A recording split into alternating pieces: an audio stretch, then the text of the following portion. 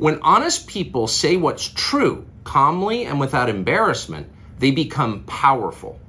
At the same time, the liars who've been trying to silence them shrink and they become weaker.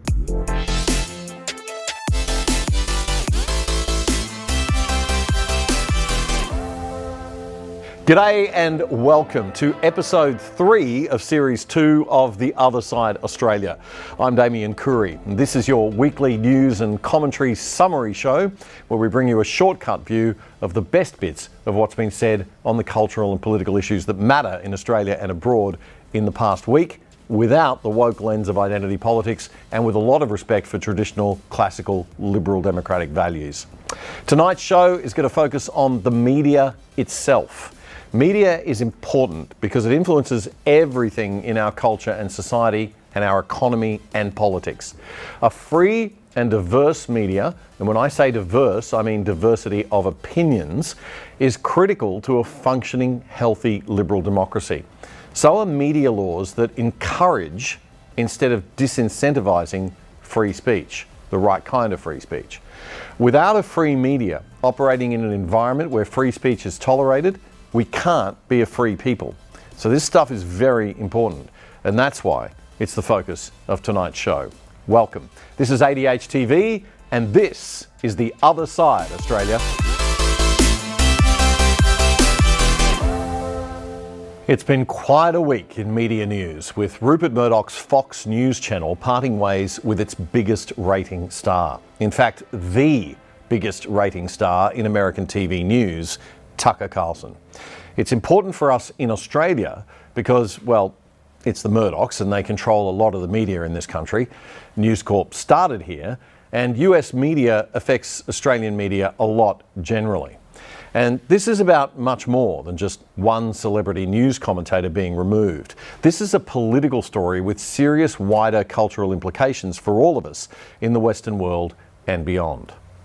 Now, Tucker Carlson has, in the past 24 hours, issued his own video statement, which we will show you shortly in full. But first, here's how ABC News America reported on his departure from Fox this week. Tucker Carlson tonight wasn't just the highest rated show on Fox News, it was the highest rated in all of cable television. The announcement of Carlson's departure came as a shock to virtually everybody at the network. As you probably have heard, Fox News and Tucker Carlson have agreed to part ways. I wish Tucker the best. I'm great friends with Tucker and always will be. Carlson himself seemed totally unaware Friday as he signed off the air for what would be the last time. That's it for us for the week. We'll be back. Now, Carlson was a renegade. He rocked the boat. And because of that, he consistently outrated his opponents, averaging 3 million plus viewers a night and peaking at 6 million during election time. And when I say he rocked the boat, he consistently championed the people against the elites. He was conservative, but just as critical of the Republican Party as anyone. So much so that many pundits think it was the Republicans who might have contributed most to the end of his time at Fox. Most of the mainstream media, the people he routinely beats in the ratings, were gleeful in reporting his exit. While Carlson's show was highly rated, it was also highly controversial, at times echoing Russian propaganda, attacking vaccines, promoting the racist replacement theory, spreading conspiracy theories about January 6th, and more, views toxic to many of the network's advertisers. Toxic to its advertisers? That'd be the genius woke marketing executives of modern corporate America, perhaps? Bud Light, anyone? But not toxic at all to the millions of people who watch the show. The problem with the way in which US ABC News has summed up Tucker's show's focus on stories there in that clip is that it grossly oversimplifies things. Tucker's writers and researchers did some damn good work over the years, but it didn't toe the conventional narratives for the left or the right. It went against them. And what made his show so appealing was that it went against them intelligently and with depth a lot of the time. Now, I'm not saying I always agreed with him, but when they took a perspective on things, the people at Tucker Carlson tonight backed up what they were saying with good research. Most mainstream media executives miss the fact that that is why people like him, and why Tucker, and closer to home, people like Alan Jones and Rowan Dean rate very well. But nowadays, it doesn't seem to matter how good your ratings are.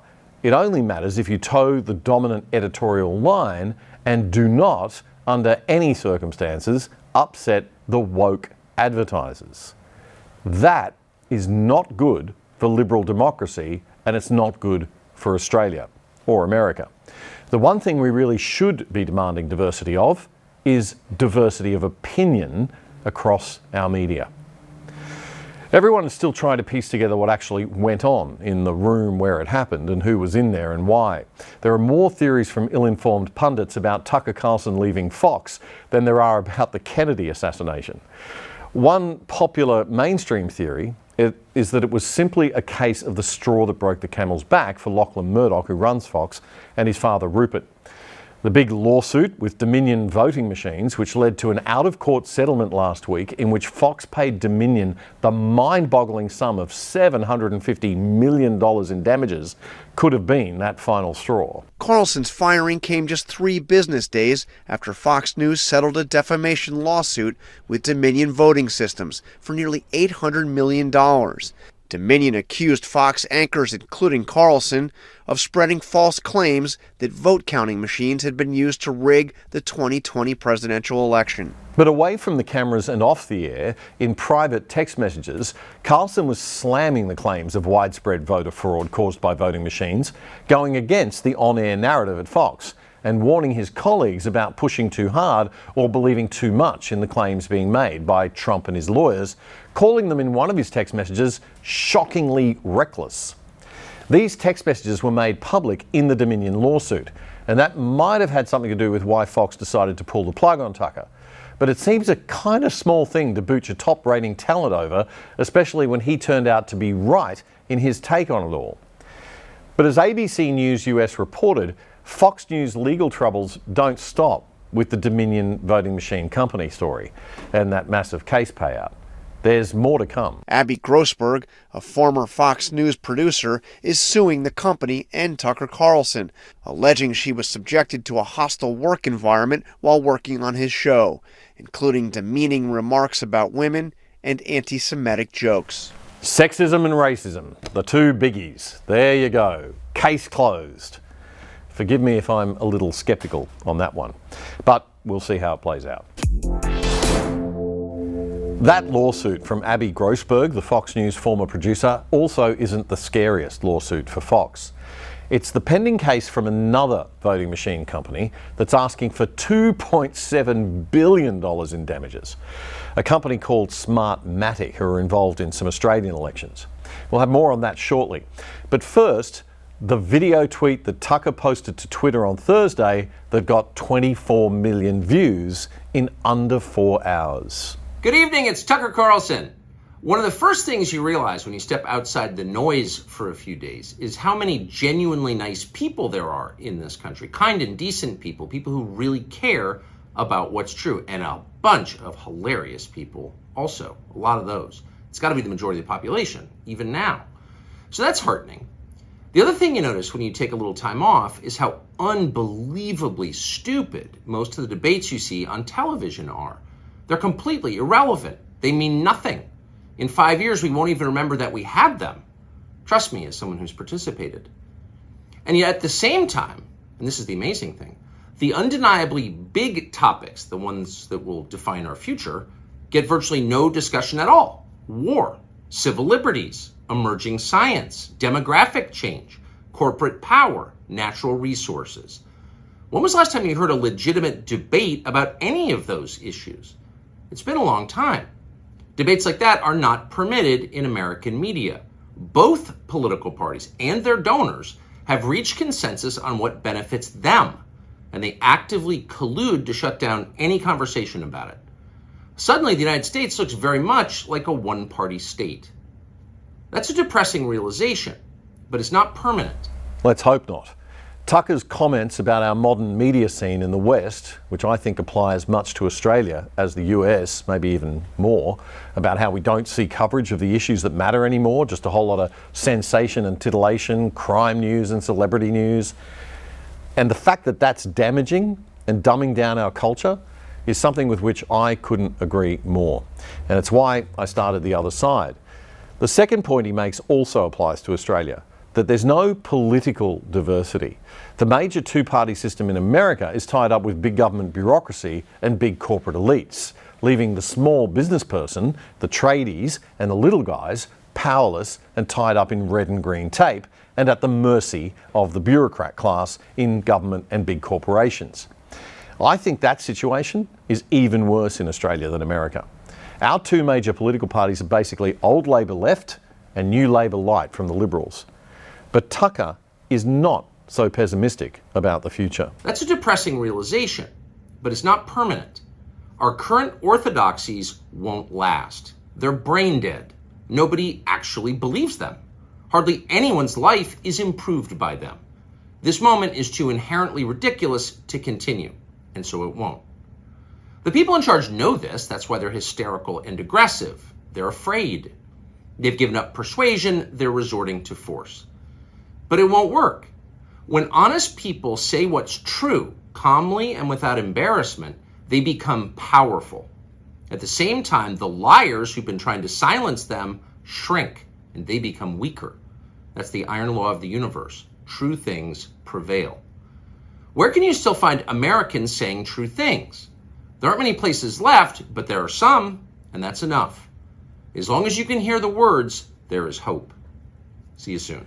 He's not giving away too much there about the split with Fox or his future, mainly because he's probably gagged by his departure contract.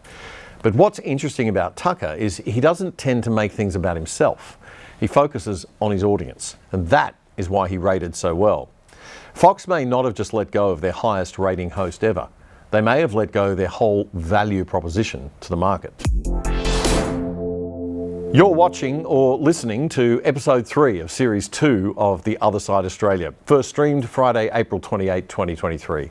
I'm Damian Coory. The Other Side is your weekly shortcut to the best news commentary from Australia and abroad, taking you into the weekend up to date with the big news in culture and politics. We're on ADH TV. You can watch anytime on the web at ADH.TV. ADH.TV, no .com or anything.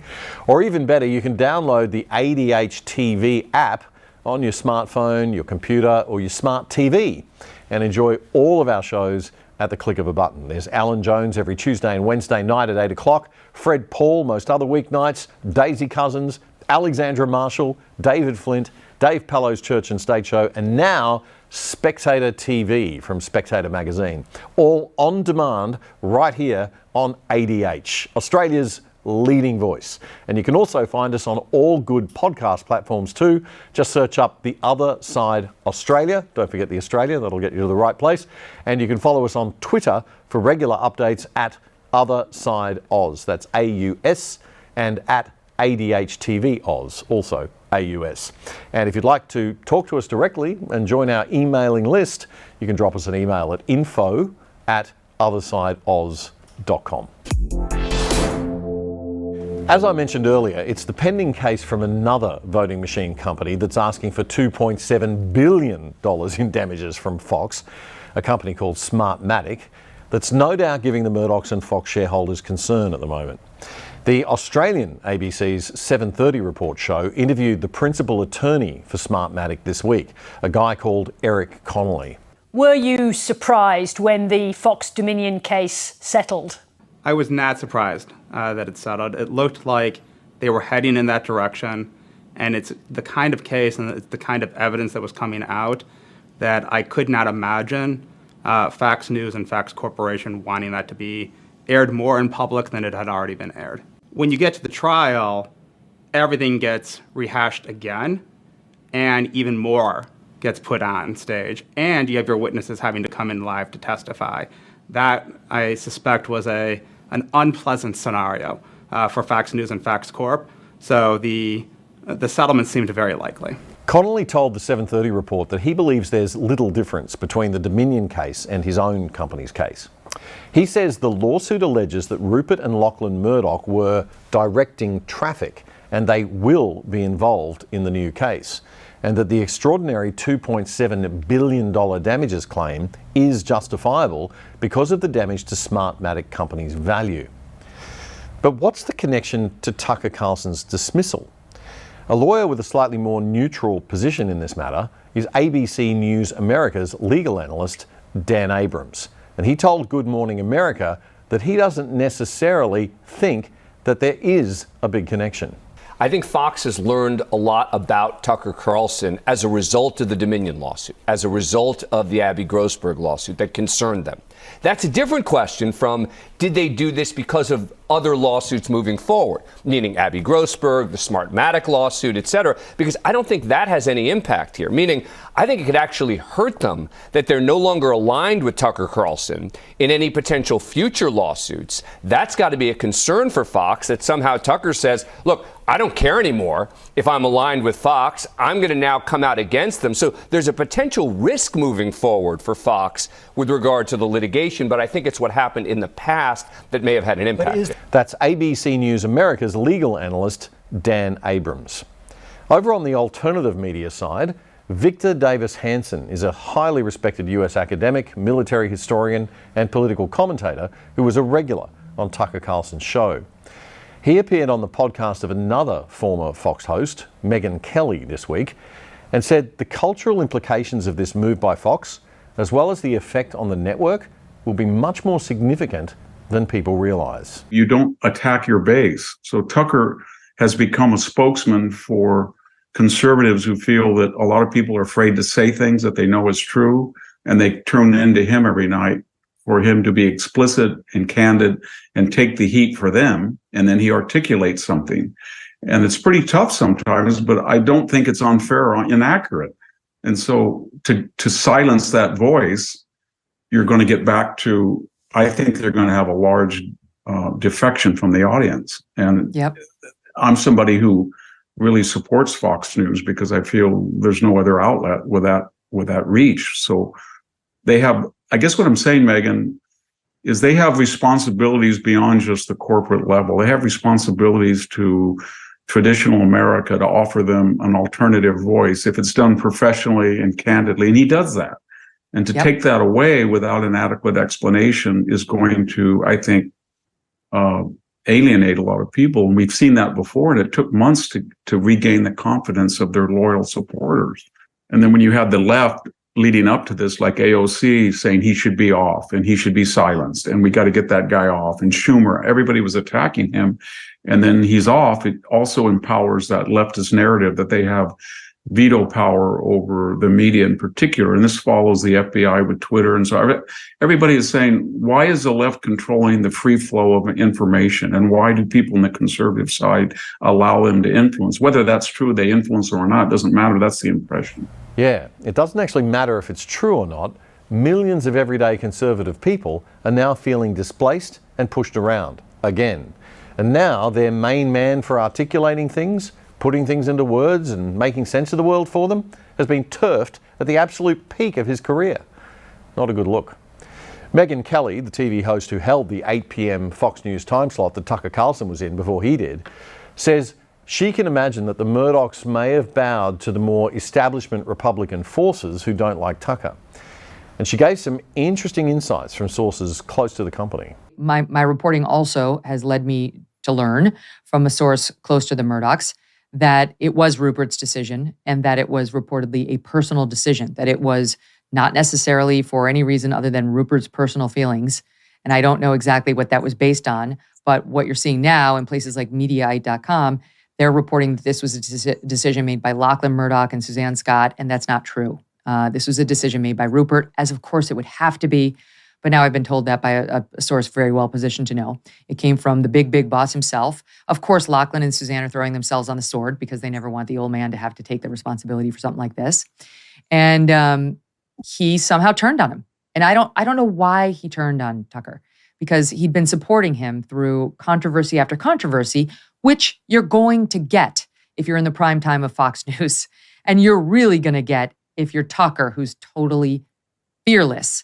It's interesting, Victor, to me that it happened. And by the way, some reporting that the decision was made on Sunday night. It wasn't. It was made on Friday night.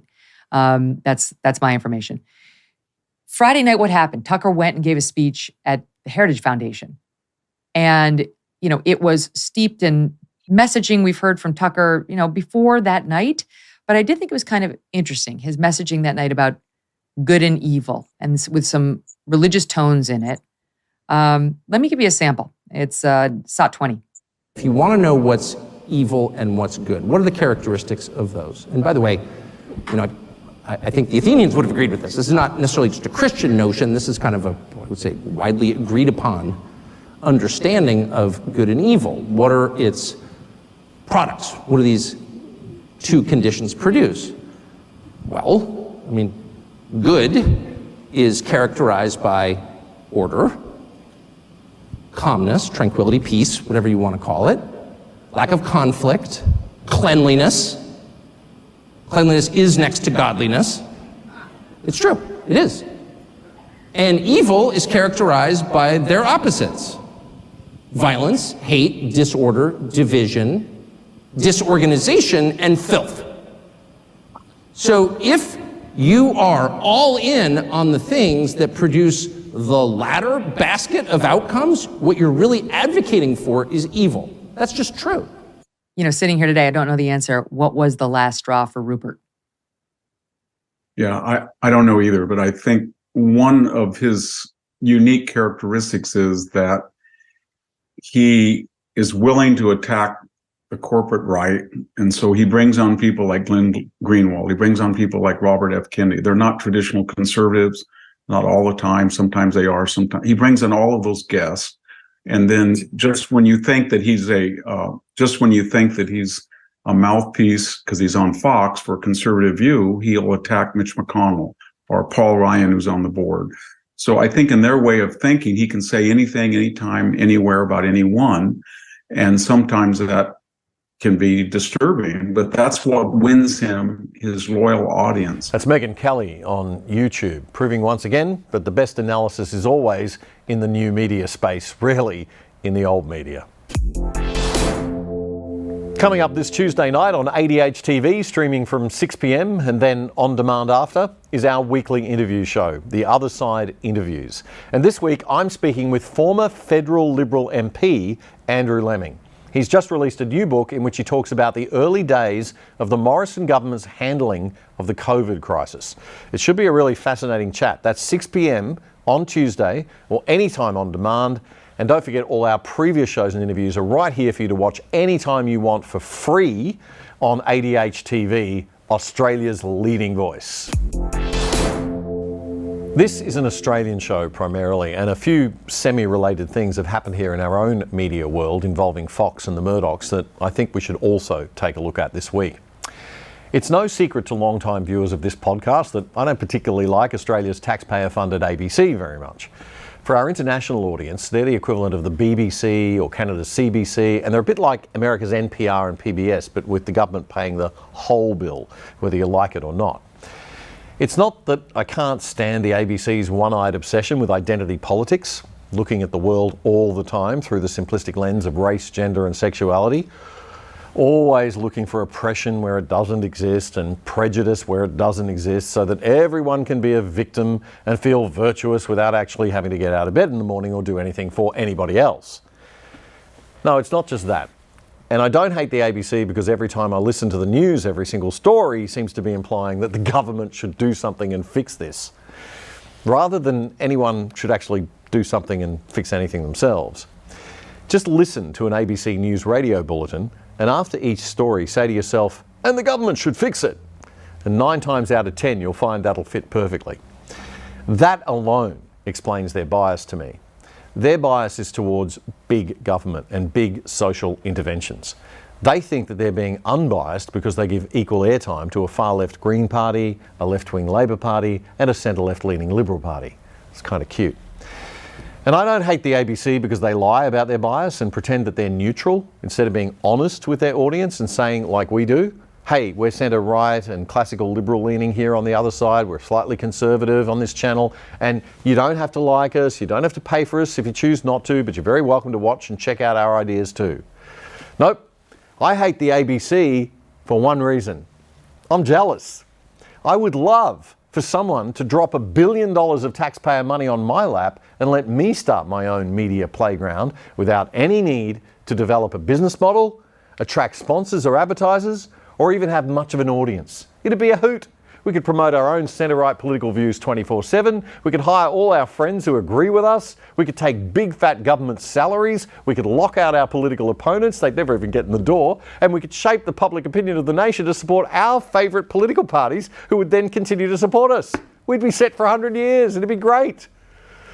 And best of all, nobody could ever compete with us in a free marketplace because we wouldn't have to run any ads. I mean, that's got to be worth 5 to 10 ratings points right there. And the best bit of all is nobody would see this as cheating or an unfair advantage or take us to the ACCC. No, everyone would look at us and say, oh wow, they're so pure because they don't have to sell their soul to evil advertisers to make a buck. It is the greatest con job in business, folks. It is fantastic. Now, back to the ABC and its relationship with Fox News. Four Corners, which used to be the flagship current affairs program on Australian television, rebroadcast a documentary this week that had been the subject of a year-long inquiry by the government watchdog ACMA, the Australian Communications and Media Authority. Now, this was a documentary that was very controversial and got lots of criticism that first aired back in 2021. It was all about Fox News America, and it was presented by then Four Corners journalist Sarah Ferguson, who now hosts the 7:30 Report. It was called Fox and the Big Lie. Nearly 4 decades later, these three key figures in the Murdoch succession story are no longer in the same tent. In 2019, Rupert Murdoch splintered his media empire, selling its biggest assets to Disney and breaking up the family business. Tonight on Four Corners, how America's #1 cable news network became a propaganda vehicle for Donald Trump and helped destabilise democracy. Now, given that the ABC's only 24-hour cable news competition in Australia just happens to be Rupert Murdoch's Sky News channel, it'd be pretty obvious to anyone with half a brain that there might be a slight conflict of interest in the ABC doing a piece aimed solely at dumping on Murdoch's Fox News network. And in my humble opinion, it was a hatchet job journalistically. Interviews were only done with Fox critics. The bad orange man featured heavily, and none of the real issues were tackled. Like, maybe there are some people who like conservative or classical liberal values and thinking. And maybe there are some people who like Donald Trump's approach to government despite his many flaws. And maybe we should think about why that is. And maybe we should discuss the role of media as a gatekeeper of the truth generally. This would all be obvious to a first-year journalism undergrad student of any other era. But today, so brainwashed with left-wing neo-Marxist waffle at university, our current flock of journalism students would merely be nodding along, admiring the serious brilliance of all the fine work of the Sarah Fergusons and Louise Milligans at the ABC that they aspire to emulate. Tell us how bad all those fat, white, old straight men are, Sarah. You go, sister. We saw on January 6 how President Donald Trump's stolen election lies provoked an insurgency.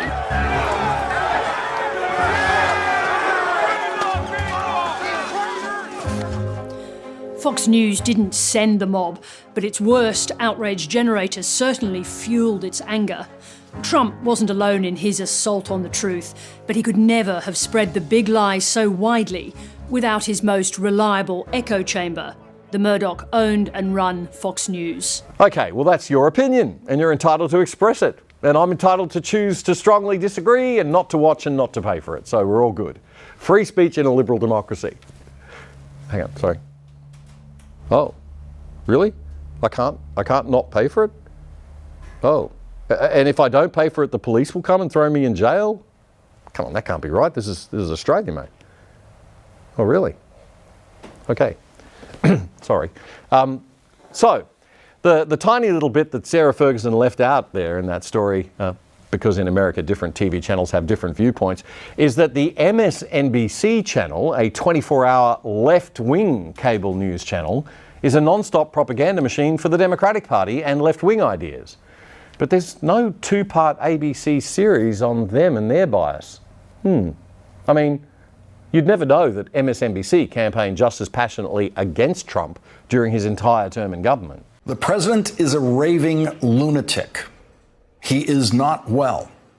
Those are not my words. Those are the words of Andrew Gillum, the former Democratic mayor of Tallahassee, who came in second in last year's race for governor in Florida. He was echoing what has become mainstream thinking now about the mental health of the president of the United States. And Four Corners didn't see fit to mention that CNN, freaking out that MSNBC and Fox were beating it in the cable news TV ratings, also took a massive swing to the left and to campaign-style commentary, hiring anchors like Chris Cuomo, the brother of the now disgraced Democrat governor of New York State, and this guy, Don Lemon, who they finally fired this week.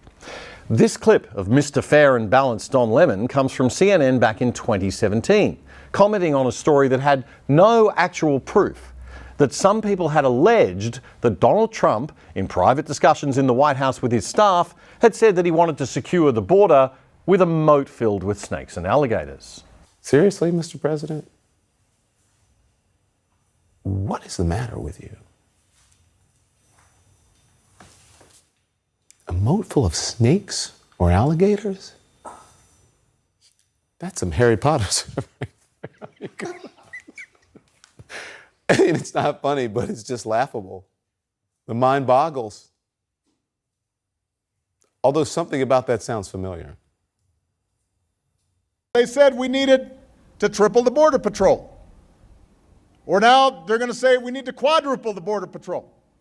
Or they'll want a higher fence. Maybe they'll need a moat. Maybe they want alligators in the moat. They'll never be satisfied. That's why he hates him, because he's got his number. He has your number. That's why you talk about him all the time. He's got you down pat. Wow. Yeah, wow, all right. It would seem that if the reports claiming that Trump said that about a moat full of alligators were actually true, then Trump was most probably taking the mickey out of Obama, and that he was the one having a go at Obama's comments because they were made back in 2011. So who's got whose number, Don? Anyway, back to your ABC and how they spend your $1 billion. After the Four Corners doco aired in 2021, Fox News called for an independent external review of the ABC's little two-part show. They said the program was, quote, indefensible and a gross distortion of the truth that wrongly tried to blame Rupert Murdoch for Donald Trump's refusal to accept his election defeat. Ferguson described Fox News as the Trump network and an echo chamber, and also a propaganda vehicle. For some strange reason, Fox News got a little upset. Fox News' general counsel, Bernard Gugar, wrote 2 letters in 2 weeks to ABC chairwoman Ida Buttrose and managing director David Anderson. It argued that the Four Corners show breached the ABC's code of practice, which states that it must ensure the presentation of news and information is accurate and impartial according to the recognised standards of objective journalism. The episodes flout the letter and the spirit of the Australian Broadcasting Code of Practice and run afoul of the Federal Parliament's primary standards for the ABC. Those authorities make it clear that the ABC has a duty to gather and present accurate information in an impartial manner. You see, the ABC isn't Fox News. It isn't MSNBC. It isn't the other side. The ABC must represent all of us and is not allowed to have bias in its coverage like we are. Now, I personally believe, as a journalist, that unbiased news coverage is impossible. We should all strive to be accurate with the facts and data, but beyond stuff that's as obvious and indisputable as 2 + 2 = 4, nobody can be totally sure they're right on most things, no matter what level of research you're doing. Some bias will always creep in. And in opinion shows, which now seem to dominate, taking a side is the name of the game, which is kind of healthy in a way, so long as we have access to all sides.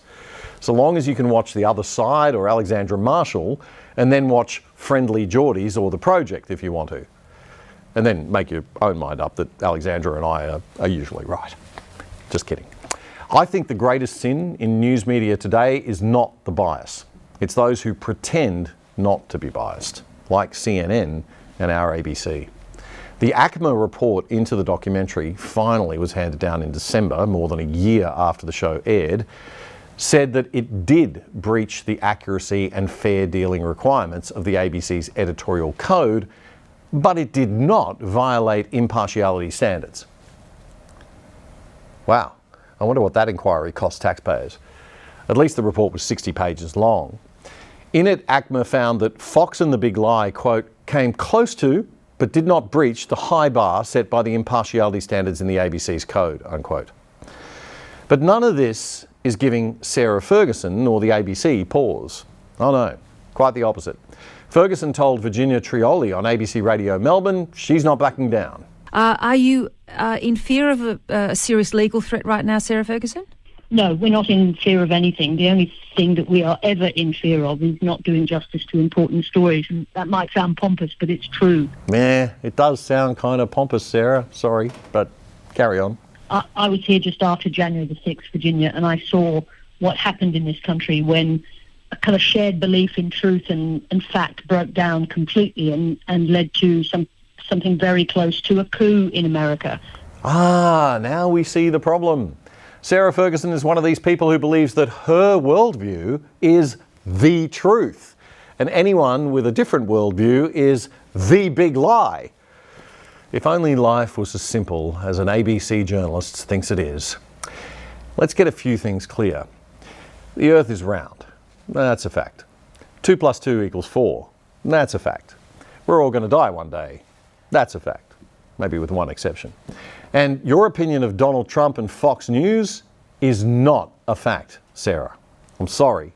Your perception of the January 6th protest, which in many other people's opinion was no insurrection and posed no real threat whatsoever to the fabric of American democracy, your perception of that event, Sarah, is a political opinion. Something very close to a coup. Actually, that idea, which you seem to believe is the truth, is a narrative that was being spun hard by the Democrats and CNN and MSNBC in order to win, or at least minimize the damage to the Democrats at the 2022 midterm elections. That's fine. That's what they do. But it's not the objective truth. Now, I and a lot of conservatives and classical liberals didn't like some of Trump's behaviour in the lead up to the Biden inauguration.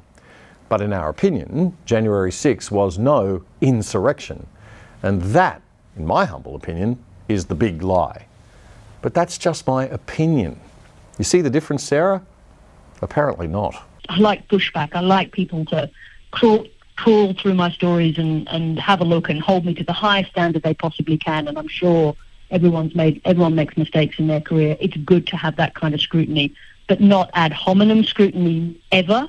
And to attack Four Corners and, you know, the kind of brave editorial stance of Sally Neighbour at this point just seems to be way off the mark. Right. So you can criticise us, but hey, don't criticise us because of the noble good work that we do and the, quote, brave editorial stance we take at the ABC. Remember, Fox is Voldemort and the ABC is Harry and Hermione. Well, mostly Hermione, really. Veteran of Australian journalism, print and broadcast, Mark Day had this to say in an editorial in the Weekend Australian at the time. It's time, Ida Buttrose, it's time to crack heads, to bring to heel the zealots within the ABC's ranks who believe they have no need to heed the public broadcaster's charter and editorial guidelines that demand accuracy and balance. Ida's responsibility as ABC chairwoman is to uphold the legislative charter. This does not allow for partisan frolics such as Sarah Ferguson's Four Corners special, The Big Lie. The program was a full frontal hit job on Rupert Murdoch and the US Fox News channel. It had a septic odour, as if it were cobbled together from a trash can with only the rancid bits selected for regurgitation. Mark Day went on to point out that the ABC's failure in this instance was the last of a long line of partisan stories to appear on Four Corners recently.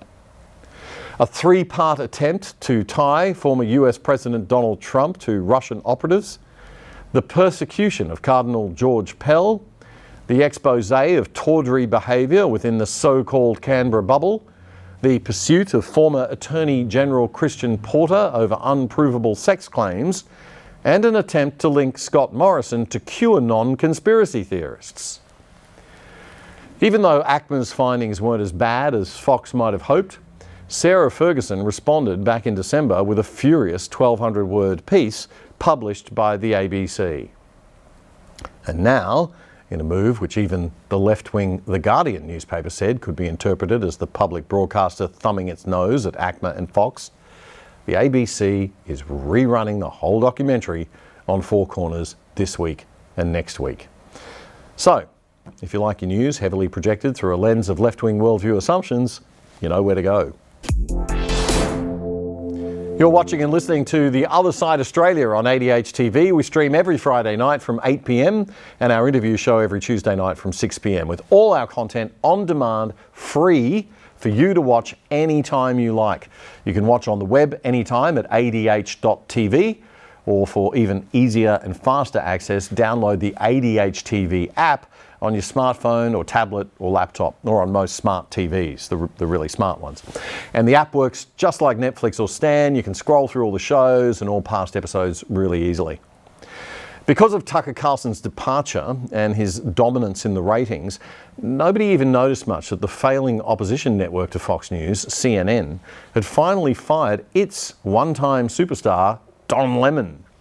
The final nail in Lemon's coffin seems to have been an interview that he did with a Republican presidential candidate, a guy called Vivek Ramaswamy. Vivek is a businessman and the author of a best-selling book called Woke Inc., about the business behind all things woke, ESG and DEI and all the other three-letter acronym religions that modern corporates and government bureaucracies love so much these days. He may not be a front-runner in the Republican race, but this guy is as smart as, and he's going to certainly perform a lot better than many people think.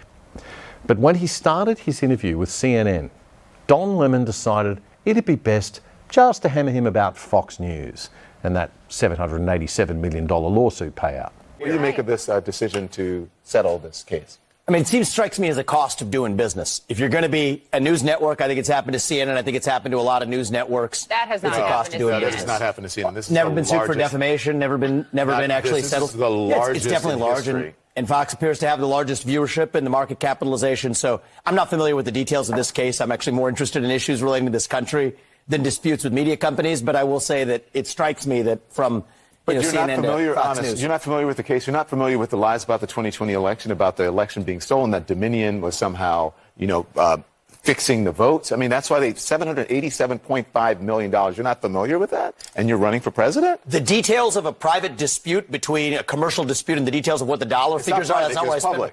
That's really not where I spend my time. So CNN have the guy on, then treat him like he represents Fox News. It gets better.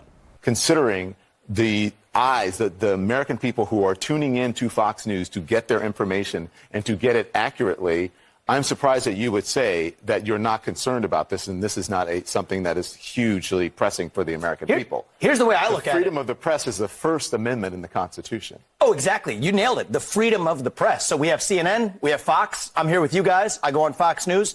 I think that's great that we have a marketplace of ideas in this country. What I worry more about, Don, is the trend that we see in this country to controlling what different parties are actually able to say. The American way to bad speech is more speech. And so I think we need to actually embrace that culture and a more diverse marketplace of ideas. That's something we haven't done well enough in this country. With all honesty, you're not answering the question. You're giving us platitudes about... I'm actually unsure what your question is, Don. Do you want somebody to bash Fox News on CNN? No, I'm not if that asking does you to favors, bash then I'd be happy to do that. I'm not asking you to bash Fox News. I'm asking you to be honest about what happened on Fox News, about the lies that were told and them having to admit the lies and paying the largest defamation settlement to a media company in history, and you are a frequent guest on that network. Are you concerned about the credibility? Are you going to continue to go on that network even with those credibility issues? I have far more concerns with the credibility of what we will call the mainstream media than I do with the credibility of Fox News. So the interview is 3 minutes in now, and it continues to be all about Don Lemon's personal view of the world, and nothing about the guest and what they're trying to achieve. Neither you nor I know the details because they settled it before it went to trial. I think the obsession over this is a little weird. Vivek, listen, it's a little bizarre. I don't want to get into that. There's real issues to talk about in the country. Why are we talking about Fox News and the settlement? This is a very big and important story. And I'm not going to, we have much more that we want to talk I think we should. about but we will get there when we're ready to get there. When Don is ready to get there. Okay, Don. You get one view through CNN, you get a different view through Fox News. I think that's good in our marketplace of ideas is that we have media that offers diverse perspectives. And you want to talk about threats to our democracy?